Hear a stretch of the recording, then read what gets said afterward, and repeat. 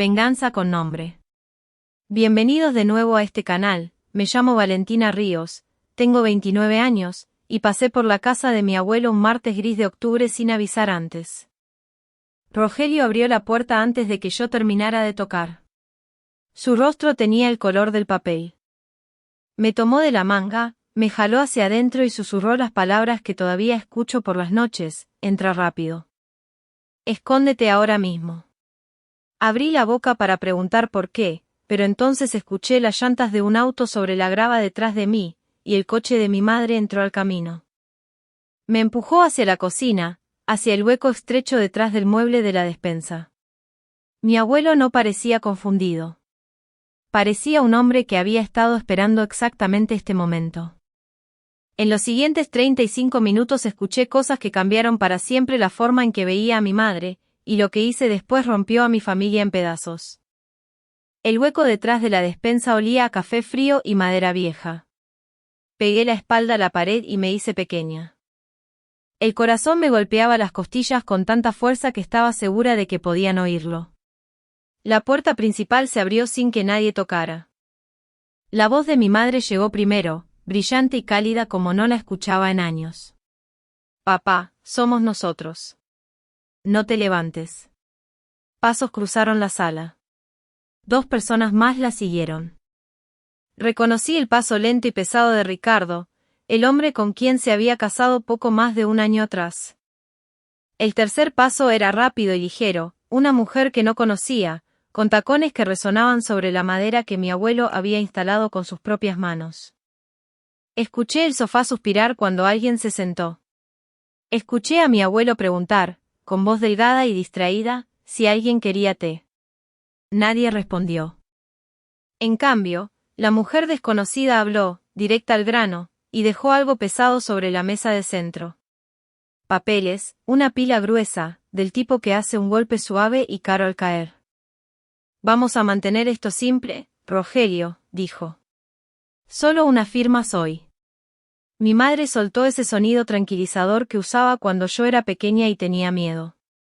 El mismo que antes significaba seguridad. Ahora me erizaba la piel. Me quedé congelada detrás del mueble, mirando una franja de la cocina a través de la rendija, y entendí que lo que estaba a punto de pasar en esa sala no era una visita. Era una operación. Y mi abuelo ya lo sabía. Por eso me había escondido. Solo que aún no sabía cuán profundo llegaba todo esto. Déjenme retroceder, porque necesitan saber quién estaba parado en esa sala. Mi madre, Marisol, tiene 54 años, y toda mi vida manejó a nuestra familia como un termostato. Cuando estaba cálida, todos nos relajábamos. Cuando se enfriaba, todos nos reacomodábamos para volver a calentarla. Aprendí temprano que la paz tenía un precio, y ese precio solía ser yo cediendo. Soy enfermera geriátrica. Paso mis días con personas de la edad de mi abuelo, leyendo sus expedientes, notando los pequeños cambios que las familias pasan por alto. Sé exactamente cómo se ve cuando alguien sano es tratado como si ya estuviera acabado. Ricardo, su nuevo esposo, tenía 58 años, un hombre de zapatos elegantes que hablaba de negocios que nunca terminaban de cerrarse. Lo había visto quizás 6 veces. La mujer de los tacones, jamás la había visto antes. Lo que me revolvió el estómago no fueron solo los papeles. Fue que 5 semanas antes, mi abuelo había dejado de llamarme los domingos, como hacía desde siempre, y una carta del banco dirigida a él había llegado reenviada a la dirección de mi madre. Yo lo había notado, había llamado al banco para preguntar, y me dijeron que no podían discutir la cuenta de otra persona conmigo. No estaba autorizada. Recuerdo haber colgado diciéndome que estaba siendo paranoica, que las familias reenvían correspondencia todo el tiempo. Quería estar equivocada con desesperación. Agachada detrás de esa despensa, escuchando a una desconocida decirle a mi abuelo que firmara, finalmente entendí que no había sido paranoica. Había llegado temprano a la sospecha, y me había dejado convencer de dudar de mí misma. Esa es la parte que todavía no me perdono. La desconocida guió a mi abuelo con voz plana y ensayada. Dijo que esos papeles le permitirían a mi madre encargarse de todo para que Rogelio no tuviera que preocuparse más. Poder notarial financiero, lo llamó. Una vez firmado, mi madre podría manejar sus cuentas, sus pagos, todo. Entonces habló Ricardo, y su voz sonó más suave, lo cual de alguna manera lo hacía peor. Dijo que la casa era demasiado para un hombre solo. Dijo que había un lugar encantador al otro lado del condado, una residencia asistida, y que una vez vendida la casa, eso pagaría los mejores cuidados. Mi abuelo soltó un pequeño sonido perdido y preguntó qué pasaría con su jardín. Nadie respondió eso tampoco. Mi madre se inclinó y bajó la voz al registro que usa para las verdades difíciles. Papá, ya hablamos de esto. Ahora olvidas cosas. Esto es por tu bien. Luego dijo la frase que se me quedó clavada: para diciembre ni siquiera se va a acordar de esta conversación. Lo dijo como quien menciona la lluvia. No con crueldad exacta. Peor que crueldad. Con certeza. Me mordí el nudillo para no hacer ruido. Los ojos me ardían. A través de la rendija podía ver el borde del sillón de mi abuelo, su mano apoyada en el brazo del asiento. Y vi esa mano moverse, no temblando como tiembla un anciano asustado, sino firme. Tenía un trozo de lápiz, y contra el costado del sillón, donde no podían verlo, estaba escribiendo algo pequeño y cuidadoso en un papel. Mi abuelo, el hombre que acababan de declarar demasiado perdido para manejar su propia vida, estaba tomando notas en silencio. Se me rompía el corazón y, al mismo tiempo, algo más despertaba dentro de mí. Todavía no sabía que él no era quien necesitaba ser salvado. Él era quien manejaba la trampa. Durante los siguientes minutos, mi abuelo dio la mejor actuación que he visto en mi vida. Olvidó el nombre de Ricardo 2 veces, llamándolo el señor del banco. Preguntó lo mismo sobre el jardín 3 veces seguidas hasta que la paciencia de mi madre se deshilachó por completo. Papá, por favor, soltó, y escuché a la verdadera Marisol asomarse por debajo de la máscara cálida, tensa e impaciente. La desconocida trató de guiar el bolígrafo hacia su mano. Él lo dejó caer al suelo y se disculpó con voz pequeña y confundida. Escuché a Ricardo suspirar, el suspiro de un hombre viendo cómo el dinero tarda demasiado en llegar. Decidieron que estaba demasiado cansado para firmar ese día. Mi madre dijo que volverían el fin de semana, cuando estuviera teniendo un mejor día. Podía escuchar la decepción en la sala, espesa como humo. Y entonces, mientras recogían sus abrigos y la desconocida guardaba los papeles en su bolso, mi abuelo hizo algo que me lo confirmó todo: giró lentamente la cabeza hacia la cocina. Hacia el punto exacto donde yo estaba escondida. Y por un segundo, sus ojos no estaban nublados en absoluto. Estaban claros, agudos, completamente presentes.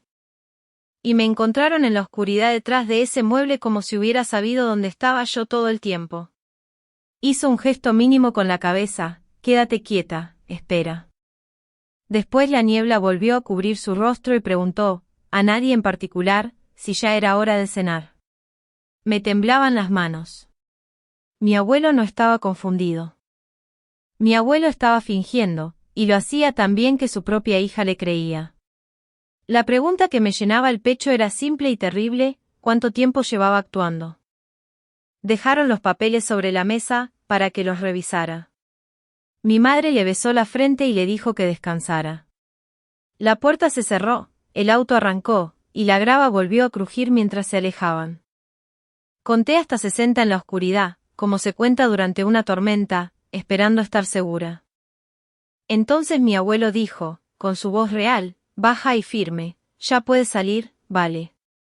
Salí con piernas que no querían sostenerme. Él estaba de pie junto a la ventana, mirando el camino vacío. Y cuando se volvió hacia mí, se veía 10 años más joven y agotado de forma indescriptible al mismo tiempo. Le pregunté qué estaba pasando. Me atrajo hacia un abrazo que olía a cedro y a viruta de lápiz, y me lo explicó de la manera simple en que siempre explicaba todo. Contador de pueblo una vez, contador de pueblo para siempre. Sospechaba desde hacía meses que Marisol y Ricardo iban tras la casa. Había empezado a fingir olvidos para que bajaran la guardia y le mostraran el plan completo en lugar de dárselo en pedazos. Si te hubiera dicho que tu madre estaba haciendo esto, habrías encontrado una razón para dudar de mí, me dijo. Necesitabas escucharlo tú misma. Por eso me había hecho esconder, no por pánico. Su estrategia, entra rápido, escóndete ahora mismo, para que su nieta, la enfermera, la única persona que quizás podría detener esto, fuera un oído en la pared. Entonces metió la mano en el bolsillo de su suéter y me puso en la mano el papel que había estado escribiendo durante toda la reunión. En su letra pulcra de contador había un nombre y un número. Empieza por aquí, dijo. Y vale, tu madre tiene llave de esta casa. Puede volver cuando quiera. Me senté en su mesa de cocina y le pedí que me explicara el papel. El nombre era Lucía Herrera, una abogada especializada en derecho de adultos mayores que había manejado sus asuntos décadas atrás, cuando mi abuela todavía vivía. El número debajo no era un teléfono. Era una cantidad de dinero, 23,500. Eso es lo que ha desaparecido, dijo, en 4 meses.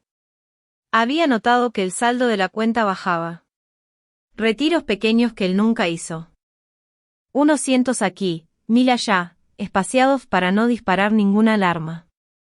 Cuando llamó al banco, le dijeron que se había agregado un nuevo contacto autorizado, para ayudarlo, y esa ayuda lo estaba desangrando poco a poco. Había dejado de llamarme los domingos porque Marisol había empezado a pasar por su casa los domingos, y él no quería que ella supiera cuán cerca seguíamos él y yo. Todo lo que había notado a medias y me había convencido de ignorar encajó de golpe en una imagen clara. Esto no era un malentendido. Era un plan con calendario. La casa que él había construido, el retiro que había ahorrado durante 4 décadas, el pequeño fondo conmemorativo que guardaba a nombre de mi abuela, todo estaba sobre la mesa. Y también su dignidad, que para él importaba más que nada. Me dijo que no le tenía miedo a morir. Le tenía miedo a ser borrado mientras todavía estaba vivo, enviado a una institución y botado fuera de su propia vida por las personas que se suponía debían amarlo. Miré los papeles todavía sobre la mesa de centro, el bolígrafo que la desconocida había dejado junto a ellos como un desafío. Pensé en la voz de mi madre, para diciembre ni se va a acordar. Y tomé una decisión que no podía revertir. No se van a quedar con esta casa, le dije. Casi sonrió. Entonces será mejor apurarnos. Ella tiene llave. Manejé los 20 minutos de regreso a mi propia casa con las manos apretadas al volante y la mente dando vueltas. Toda mi vida había manejado a mi madre cediendo. No porque fuera débil, sino porque ceder salía más barato que la guerra. Ahora la guerra estaba aquí, quisiera o no. Y el viejo reflejo seguía susurrando que si me quedaba callada, si mantenía la paz, nada empeoraría. Sabía que no era cierto. Había visto esta misma historia desde el otro lado, en el trabajo, en expedientes y reuniones familiares. Sabía que el reflejo de mantener la paz es exactamente lo que estas situaciones necesitan para crecer.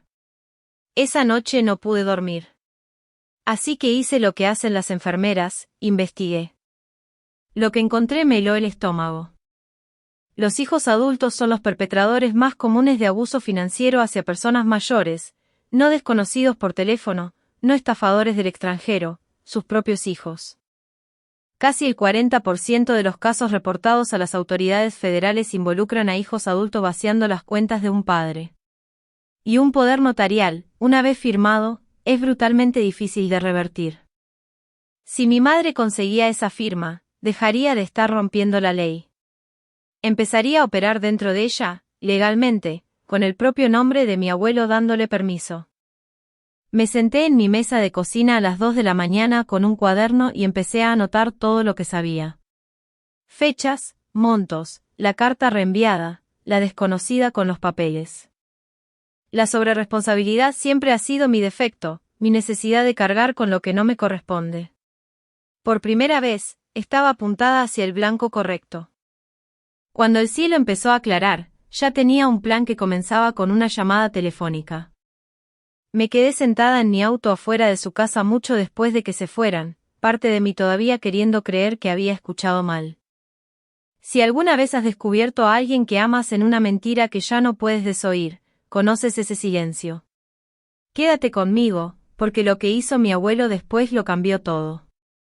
Comenta desde donde nos ves y suscríbete a Venganza con Nombre. Lucía Herrera recordó a mi abuelo en cuanto dije su nombre.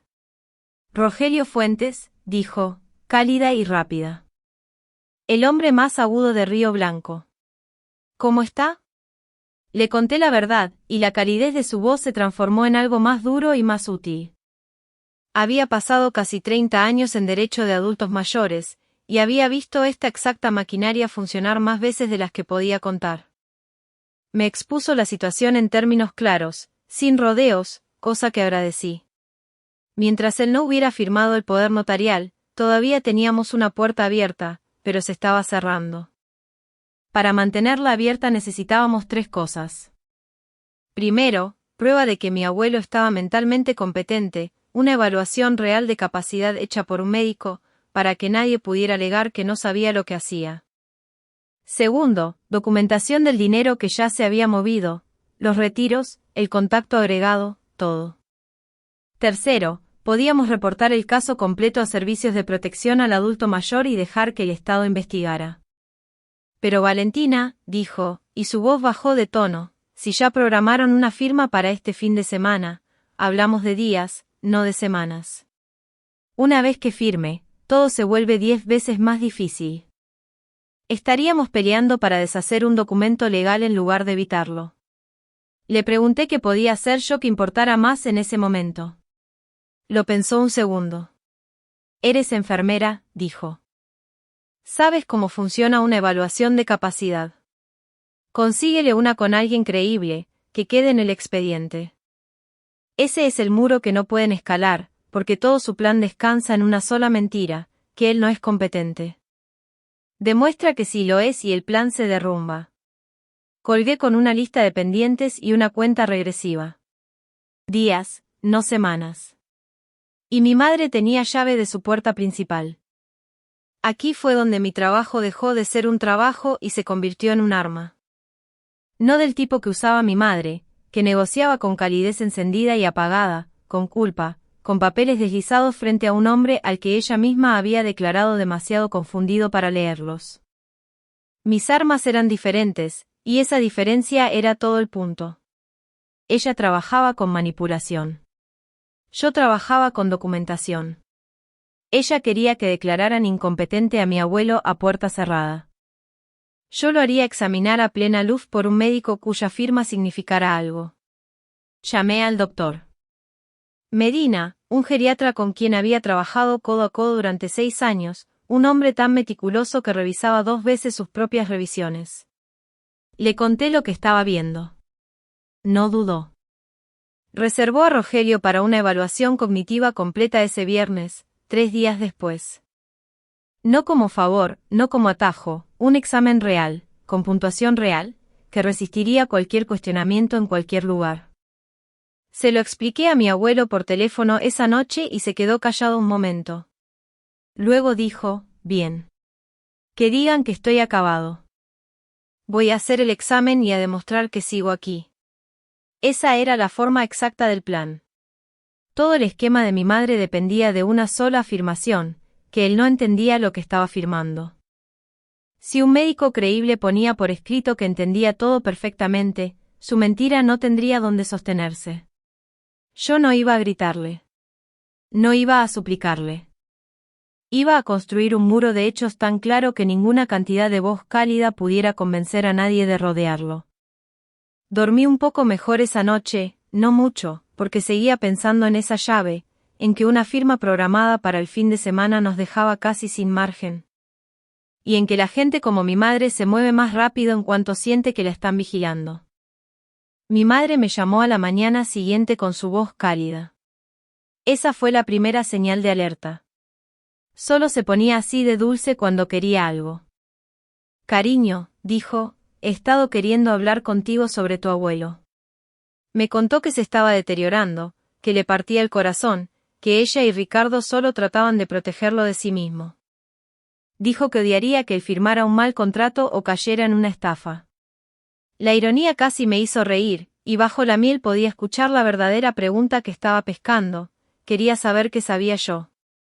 La antigua Valentina se habría apresurado a tranquilizarla, a suavizar el momento, a hacerle sentir que estaba de su lado para que la llamada terminara sin conflicto.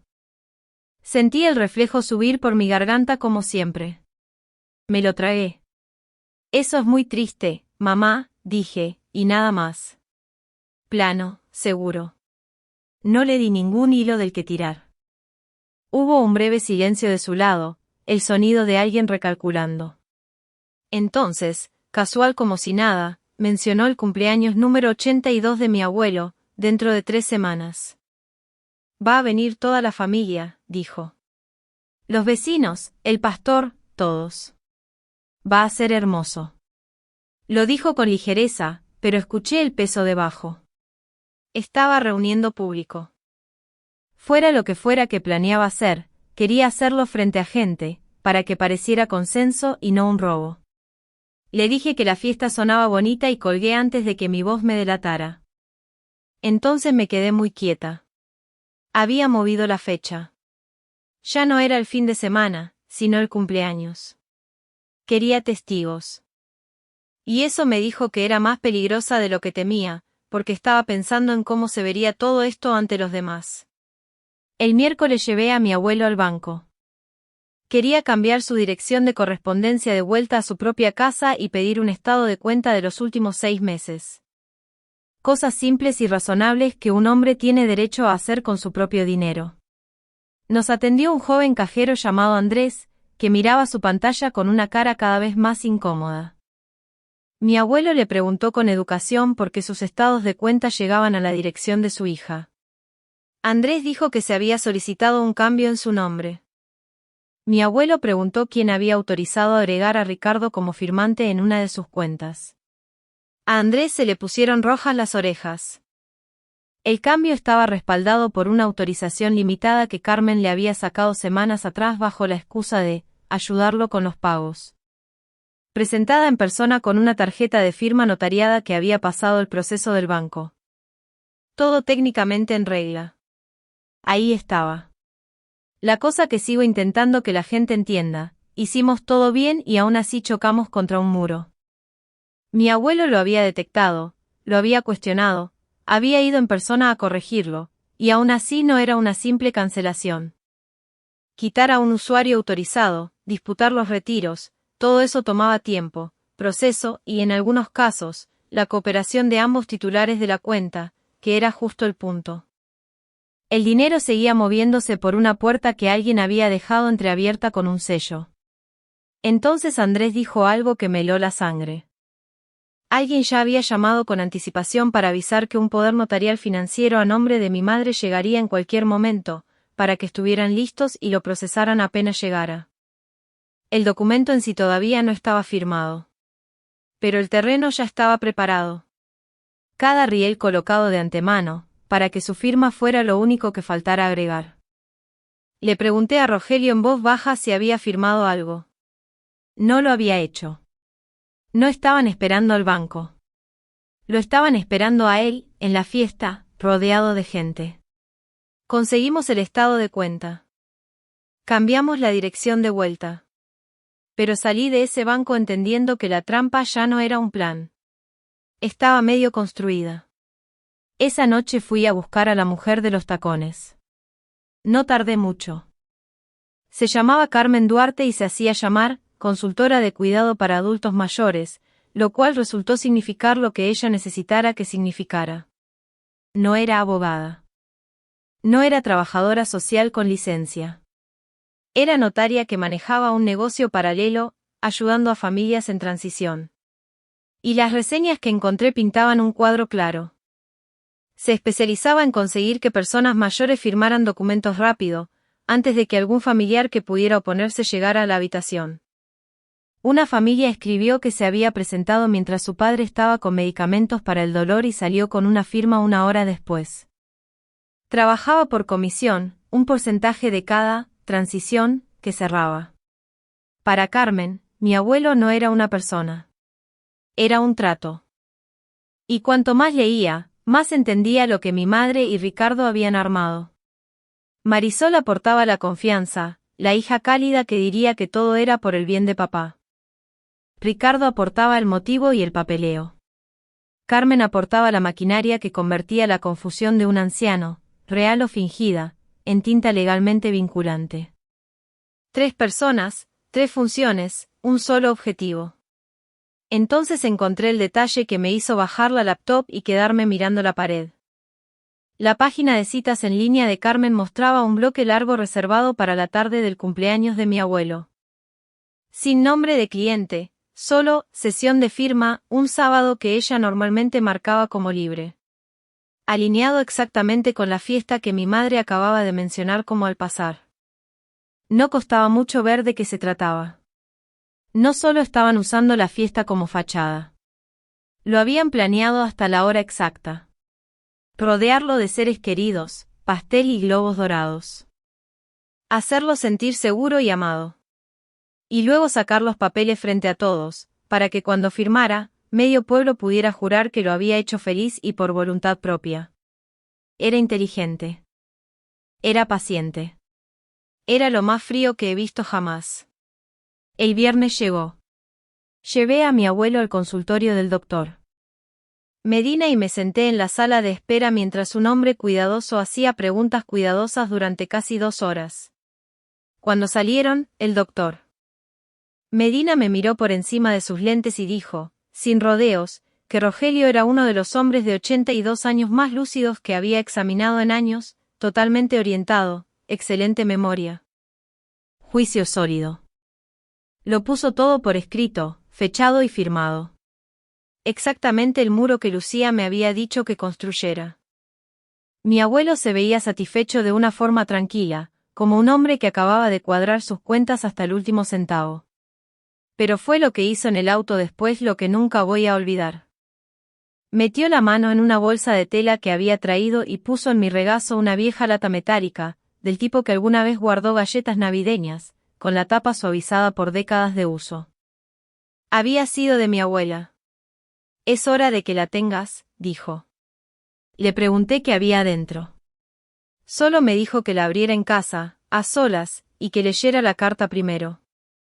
Sus manos estaban firmes sobre sus rodillas. Su voz también estaba firme.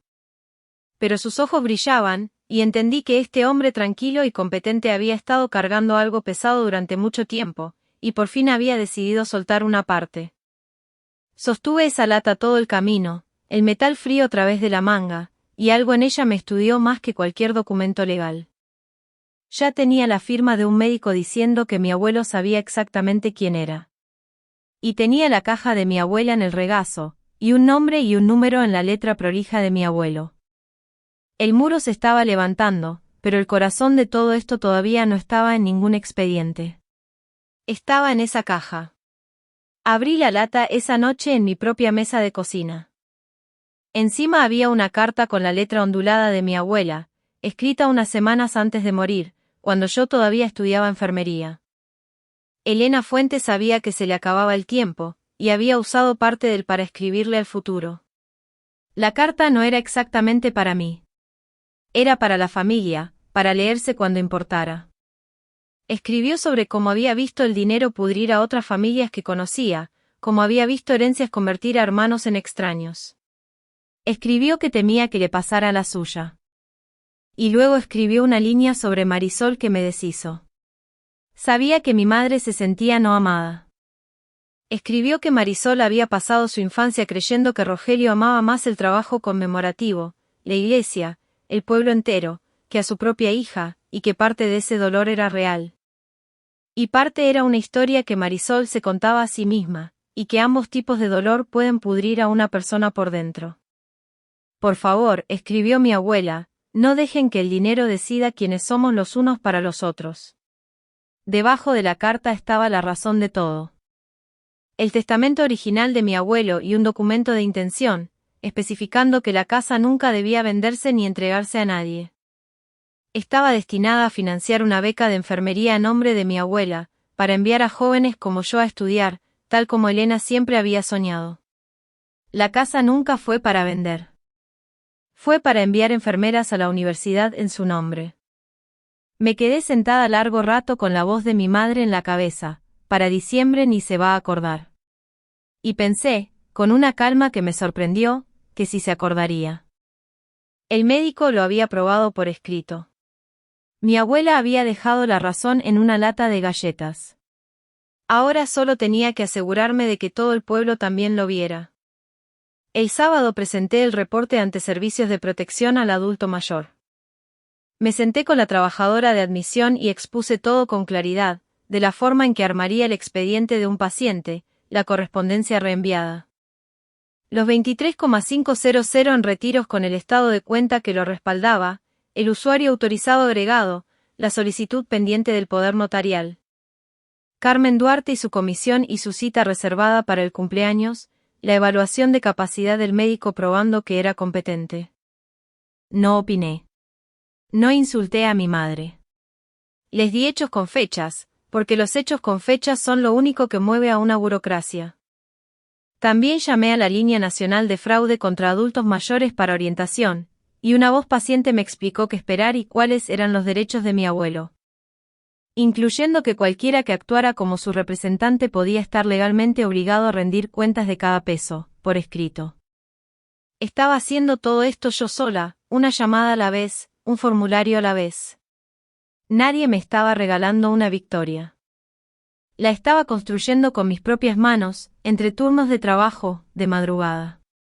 La trabajadora social tomó el caso en serio. Dijo que abriría una investigación.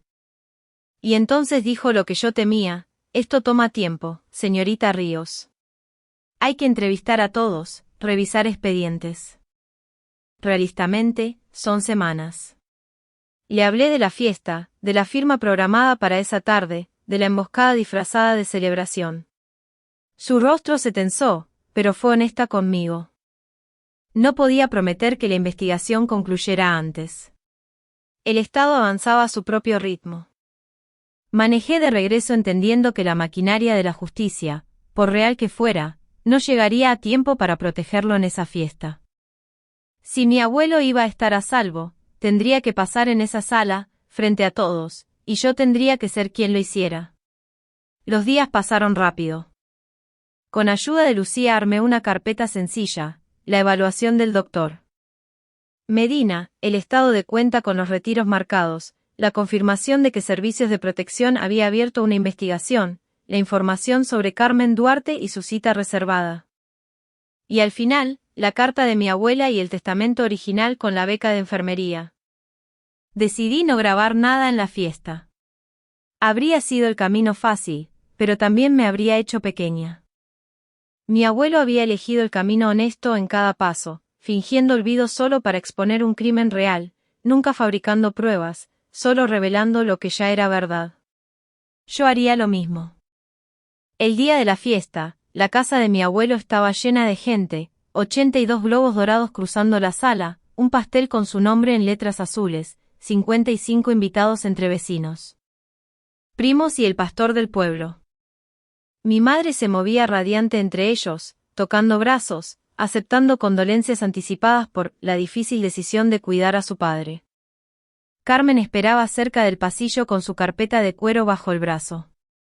Mi abuelo estaba en su sillón junto a la ventana, pequeño y vago, dejando que una vecina le palmeara la mano. Mi madre golpeó su copa con un tenedor y pidió silencio. Contó su historia, que papá había estado luchando, que olvidaba cosas, que alguien tenía que protegerlo. Dijo que había encontrado a una consultora maravillosa. Carmen se acercó con la carpeta abierta, el bolígrafo listo. Mi abuelo, con ojos húmedos y confundidos, preguntó si ya era hora del pastel. La sala rió con ternura. Entonces me acerqué al centro de la sala. Antes de que el abuelo firme algo, creo que todos deberían escuchar unas cosas primero. Puse la evaluación del médico sobre la mesa. Puse el estado de cuenta. Dije la palabra abuso en voz alta y clara, y la palabra cayó sobre la sala como un plato roto. Nombré a Carmen Duarte, su falta de licencia real, su comisión, su cita reservada exactamente esa tarde. Lucía Herrera entró por la puerta en ese momento y confirmó que representaba legalmente a mi abuelo desde hacía 2 semanas. Carmen cerró su carpeta y se fue sin decir palabra. Entonces mi abuelo se puso de pie, y la niebla desapareció por completo de su rostro. No estoy confundido. Nunca lo he estado, dijo, con voz firme que llegó a cada rincón de la sala. Sabía desde hace meses lo que planeaban mi hija y su esposo. Dejé que pensaran que estaba perdiendo la cabeza para que me mostraran todo el plan. Miró a mi madre. Nadie firma nada hoy. Mi madre se quebró, gritando que nadie entendía lo que había sacrificado. Pero cuanto más gritaba, más pequeña se veía frente a todos los que la habían admirado. El pastor se acercó, le puso una mano en el hombro y la acompañó afuera. Las semanas siguientes fueron tranquilas. La investigación confirmó todo. El dinero fue recuperado casi en su totalidad. Carmen Duarte perdió su licencia de notaria. Mi madre perdió el acceso a las cuentas de mi abuelo, y perdió, sobre todo, la imagen que había construido toda su vida, porque Río Blanco es un pueblo pequeño y todos en esa fiesta tenían boca. Mi abuelo se quedó en su casa, en su jardín, con su propia llave en su propio bolsillo. Creamos la beca de enfermería Elena Fuentes, tal como mi abuela había soñado, y él me pidió que la dirigiera junto a él. Aprendí que proteger a quienes nos criaron no es traición. Quedarse callado mientras los roban, sí lo es. Si alguien que amas está siendo presionado a afirmar algo que no entiende, no esperes. Haz preguntas. Guarda registros. Haz la llamada. Comparte esta historia para que llegue a quien la necesite, y cuéntame en los comentarios si alguna vez tuviste que enfrentarte a tu propia familia. Gracias por acompañarme hasta el final. Este fue otro relato de venganza con nombre.